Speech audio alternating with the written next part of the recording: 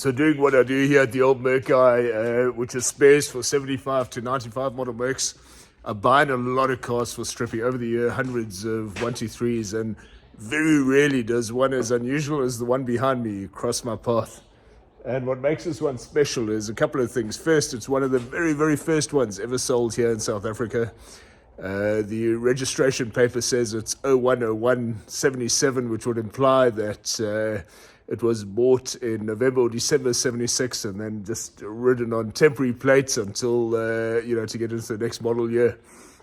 Well, the significance of that is that they were only launched here in South Africa in April 77. So one of the very, very first pre-production ones, I would guess, that's arrived here and has ended up with me. And the other very interesting thing about this car is the interior, and I'm going to show you what that looks like. Here in South Africa, we had a variety of combinations of leather and MB text. We had the beige, we had the caramel, we had green, we had navy and MB text and leather. But one thing we didn't have is black, and this car has got a black interior. So very, very, very unusual here in South Africa to see this. It's black MB text. Door cards, door pockets, even the wind laces here, these are all black as well. Door cards. We pulled out the sender unit for somebody today, but that's all black as well. And what's very interesting, it doesn't even have provision for seat belts here in the back. The later ones had a little pop out. You could pop out here and you could put your seat belt through. This doesn't even have that. So beautiful MB text, black interior. It is spoken for. It's going to end up in my left-hand drive 200D 123 that has a navy interior. Currently, I can't find a decent navy interior here, so I am putting this one in. But yeah, just what a treat to see that. And the other unusual thing with this car, it's very low spec. It doesn't have any rear window demister, for example. It's got power steering. The power steering was standard on the automatic 230s here in South Africa. If it was manual, you didn't have the power steering. But yeah, definitely South African assembled.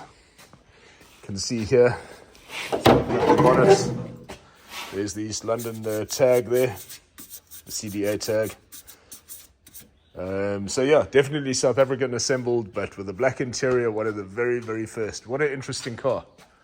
What an interesting car. Sad to see it end up here with us, but it had some wiring issues that couldn't be overcome at the place that it was out in the Karoo.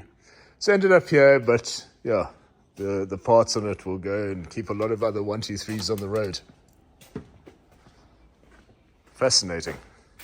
So other than that, 230, 123, I'm also currently stripping this 500 SE.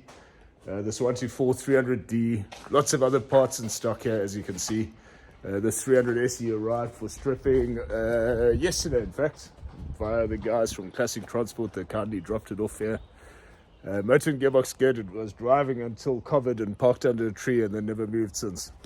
So the years haven't been kind to us the last few years, but certainly there's a lot of usable parts. It looks like an 89, 90 300 SE.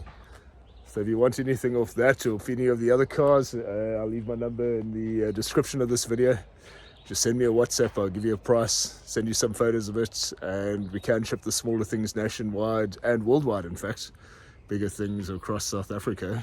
So if you're looking for anything, drop me a WhatsApp, let's have a look. Thanks for watching the video, and if you enjoy the channel, please subscribe.